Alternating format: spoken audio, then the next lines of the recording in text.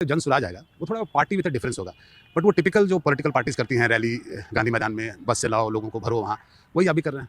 नहीं, किसने कहा ये बात? जनसुराज 2 अक्टूबर को पिछले साल जब दल बना था, दल बनने के दिन ही 2 अक्टूबर का आप हम लोग का बयान देख लीजिए। उसी दिन ये घोषणा की गई थी कि चूंकि दल बन गया है तो दल की एक सभा, एक बड़ी बैठक, रैली जिसको आप कह रहे हैं, वो हम लोग मार्च के महीने में करेंगे।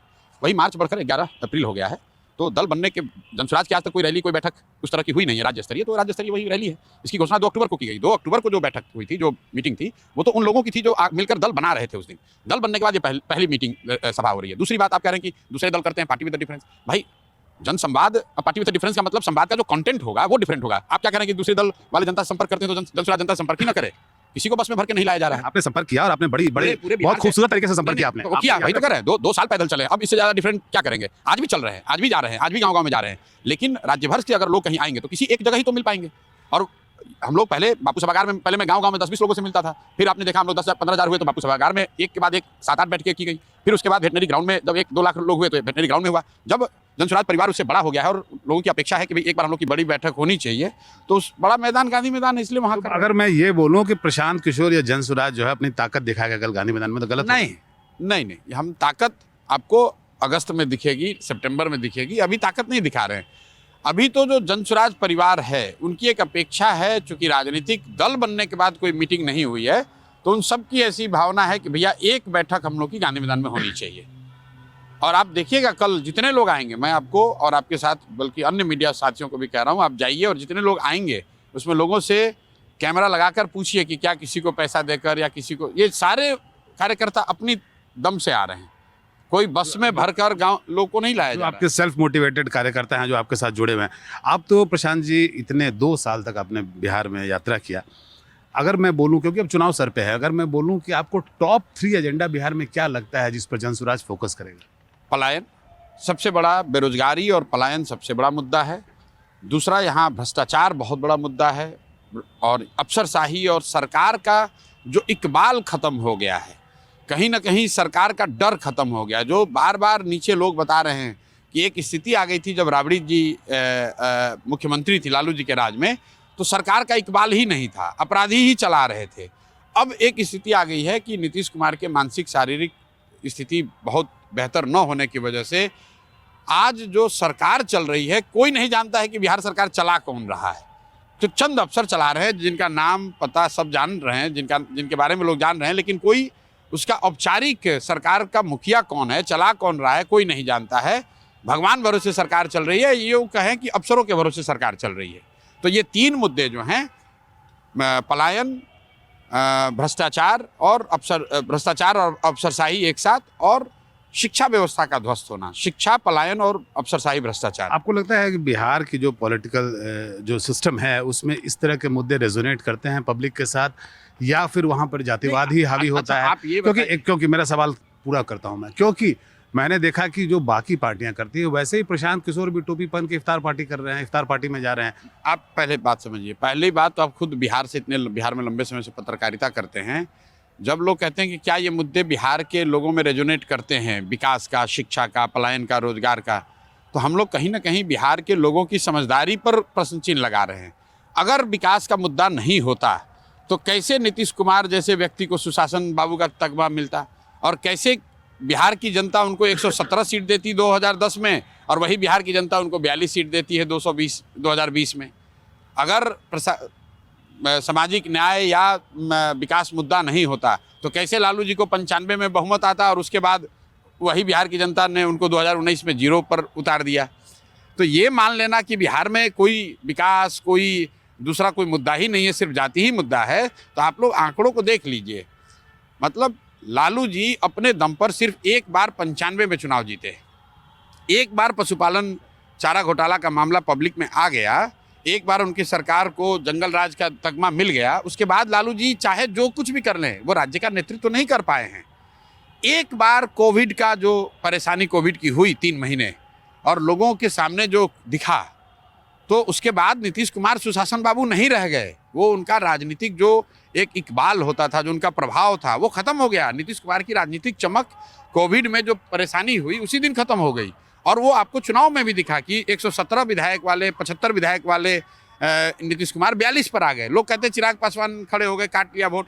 अरे भाई चिराग पासवान तो 2010 में भी खड़े थे, लेकिन जब सुशासन का तगमा आपके साथ था, लोगों को विश्वास था कि आप बिहार के लिए विकास की बात कर रहे हैं, विकास करने की कोशिश कर रहे हैं, तो वही नीतीश कुमार को जनता ने 117 सीट दिया था। और सिर्फ नीतीश नहीं, आप देखिए, अगर आप चिराग वाला फैक्टर लोग बताते हैं कि नीतीश का इसलिए कम हुआ कि चिराग लड़े, तो भाई भाजपा की सीटों पे तो चिराग नहीं लड़े थे। आप भाजपा का आंकड़ा देख लीजिए, 2010 में भाजपा 101 सीट लड़ी थी और 90 सीट जीते थे। वही भाजपा इस बार 110 सीट लड़ी है और 72 सीट जीते हैं, उनका भी स्ट्राइक रेट 60 हो गया। तो विकास या लोगों के मुद्दे जो हैं वो बिल्कुल नगण्य नहीं। हाँ, जाति भी एक फैक्टर है, जाति धर्म के नाम पर उन्माद है, लेकिन सिर्फ उसी नाम पर हर आदमी वोट कर रहा है। जब आपने शुरू की थी कि जन स्वराज मूवमेंट की, तो लोगों को लगा कि this is not yet another, एक और पॉलिटिकल पार्टी नहीं आई है, ये एक पॉलिटिकल मूवमेंट है। और शायद प्रशांत किशोर जो है, जिनका तजुर्बा है, वो पॉलिटिकल लैंडस्केप बिहार का चेंज कर पाए, नैरेटिव चेंज कर पाए। लेकिन आप जो कार्यक्रम कर रहे हैं उसमें अभी भी दिख रहा है आप इफ्तार पार्टी में जा रहे हैं, या बहुत सारे आपके जो वक्तव्य आते हैं, नहीं, आपने इफ्तार की जो बात करी, बहुत सारे वक्तव्य जो आते हैं, वो लगता है कि आप जातियों को साधने की भी कोशिश कर। मेरी बात, इफ्तार की किसी चीज को बारीकी से देखने का जो नजरिया है वो धीरे धीरे समाज में खत्म होता जा रहा है। जन स्वराज ने दल के तौर पर या प्रशांत किशोर ने अपने घर में इफ्तार पार्टी नहीं की है। मैं गांव में चल रहा हूं, रोज पब्लिक के बीच में हूं, और मैंने ये तय किया कि रमजान के महीने में जिस गांव में भी हम सभा कर रहे हैं, वहां पर अगर रमजान लोग कर रहे हैं तो इफ्तार कर रहे हैं, तो मैं उसमें शामिल होऊंगा। आप मुझे दिखा दीजिए कि कहाँ जन स्वराज ने, हमने अपने घर पे कोई इफ्तार किया हो। गांव में इफ्तार हो रहा है तो क्यों नहीं जाएंगे इफ्तार में? अगर गांव में होली मनाया जा रहा है तो उसमें क्यों नहीं जाएंगे? अगर वहां पर रामनवमी हो रही है क्यों नहीं जाएंगे उसमें? अगर दुर्गा पूजा हो रहा है तो उसमें हम लोग नहीं जाएंगे? बिल्कुल जाइए। हम अपने घर नहीं करते हैं। प्रशांत किशोर हम अपने घर ना इफ्तार कर रहे हैं, ना हम अपने घर रामनवमी मना रहे हैं। प्रशांत किशोर क्या जातियों को भी साधने की कोशिश कर रहे हैं? बिहार में ये रियलिटी है नहीं, किसी को साधने की कोशिश नहीं कर रहे हैं। जन स्वराज का पूरा मुद्दा सही लोग, सही सोच ही है। जन स्वराज का पूरा मुद्दा शिक्षा और रोजगार ही है। मैं पिछले 2.5 साल से पूरी तरह से बिहार में हूँ, काम कर रहा हूँ, रोज बात कर रहा हूँ, गांव-गांव में जा रहा हूँ, मीडिया से बात कर रहा हूँ। आप मुझे एक बयान दिखा दीजिए जहाँ मैंने कहा है कि इस समाज का हमको वोट लेना है, इस समाज को जोड़ना है। हम तो उल्टी बात कर रहे हैं। हम लोग जहाँ भागीदारी की जो बात कह रहे हैं, हम लोग तो कह रहे हैं भी, लोग कहते हैं यादव यहाँ पर जो हैं यादव समाज के लोग हैं और आरजेडी के वोटर हैं।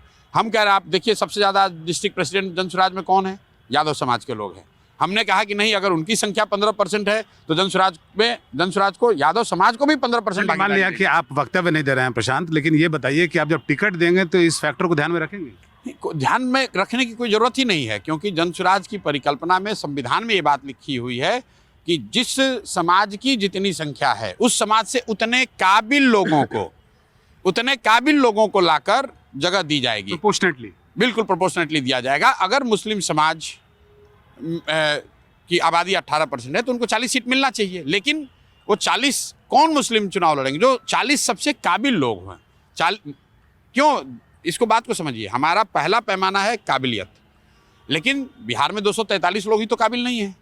बिहार में समझो 2000 लोग काबिल हैं, तो उन 2000 लोगों में से किस प्रोपोर्शन में बटेगा, उसके लिए हम लोगों ने कहा कि जिस समाज की जितनी संख्या है उतने उस समाज के काबिल लोगों को जगह दी जाएगी।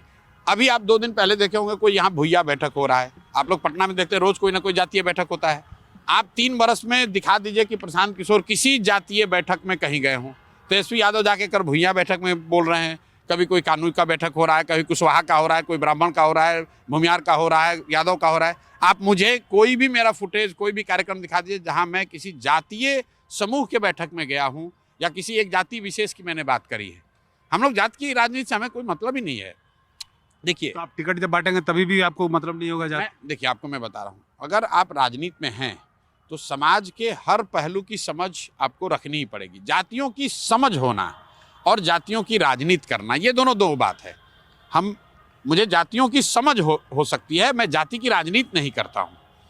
लालू यादव या नीतीश कुमार ये विशुद्ध तौर पर जाति की राजनीति करते हैं। चिराग पासवान हैं, मैं समझता हूं कि चिराग पासवान जात की राजनीति नहीं करते हैं। इसका मतलब ये नहीं कि उनको जाति की समझ नहीं है, लेकिन चिराग पासवान की छवि मैं ऐसे नेता के तौर पर नहीं देखता हूं जो विशुद्ध तौर पर पासवान की राजनीति कर रहा है। इसमें फर्क आप लोग समझिए। तेजस्वी यादव विशुद्ध तौर पर जात की राजनीति कर रहे हैं और मुसलमानों को भाजपा का डर दिखाकर जोड़ रहे हैं। हम लोग जात की राजनीति नहीं कर रहे हैं हम बिहार, लेकिन अब जब बिहार की बात करेंगे तो बिहार के विभिन्न समूहों की बात होगी और हर आदमी जो पैदा हुआ है वो तो किसी न किसी जाति का है ही, तो उस नज़रिए से जाति की बात हो सकती है, लेकिन जाति हम लोग के लिए सर्वोपरि नहीं है। प्रशांत किशोर 2025 में चुनाव लड़ रहे हैं क्या? और अगर मैं बोलूं कि प्रशांत किशोर नीतीश कुमार और तेजस्वी के चैलेंजर हैं तो गलत बोलूंगा मैं? नहीं, देखिए, मैं नीतीश कुमार का चुनाव और लड़ेंगे। मैं आपको बता रहा हूँ, मैं चुनाव मैंने पहले कहा है कि पार्टी जो तय करेगी वो मैं करूँगा। अगर पार्टी तय करती है कि मैं चुनाव लड़ूंगा तो लड़ूंगा। लोगों ने पूछा कहाँ से लड़िएगा, तो मैंने बताया पार्टी अगर राघोपुर तय करेगी तो राघोपुर लड़ूंगा, उसमें कोई दिक्कत नहीं है। जो पार्टी तय करेगी वो मैं करूँगा। पार्टी तय करती है कि मुझे चुनाव लड़ना है, मेरी उपयोगिता वहाँ ज़्यादा है, तो मैं वो करूँगा। आपने कहा कि नीतीश कुमार और तेजस्वी के मतलब आप लड़ रहे हैं, राघोपुर से लड़ेंगे आप? नहीं, तेजस्वी के मैंने ये नहीं कहा। मैंने ये कहा जो पार्टी तय करेगी वो करूँगा। तय तो हो ही गया होगा प्रशांत जी। नहीं, इतना आप किस पार्टी में तय हो गया कि कौन कहाँ से अरे लड़े? आप ही सर्वे सर्वा हैं आपको। ये आप ऐसी बात नहीं है कि हम ही सर्वे सर्वा है। आपने कहा कि क्या मैं नीतीश और तेजस्वी का चैलेंजर हूँ? नहीं, मैं उस व्यवस्था का चैलेंजर हूँ जिसने पिछले 30-35 साल से बिहार में लोगों को राजनीतिक बंधुआ मजदूर बना दिया है, जिसमें लालू जी के डर से भाजपा को, नीतीश को, और नीतीश और भाजपा के डर से लोग लालू जी को वोट देते आए हैं। उस राजनीतिक बंधुआ मजदूरी को ख़त्म करना है। उन लोगों का मैं नेतृत्व कर रहा हूं जो बिहार में बदलाव चाहते हैं, जो चाहते हैं कि बिहार में भी शिक्षा रोजगार आए, जो चाहते हैं कि बिहार भी अन्य राज्यों की तरह तरक्की के माध्यम रास्ते पर जाए। देखिए, कर्नाटक में, तमिलनाडु में, महाराष्ट्र में, वहाँ पर अगर बिहार के मुकाबले ज़्यादा विकास हो रहा है तो ऐसा नहीं कि वहाँ जाति की चर्चा नहीं हो रही, वहाँ पर भी जाति है, वहाँ पर भी जाति की चर्चा हो रही है।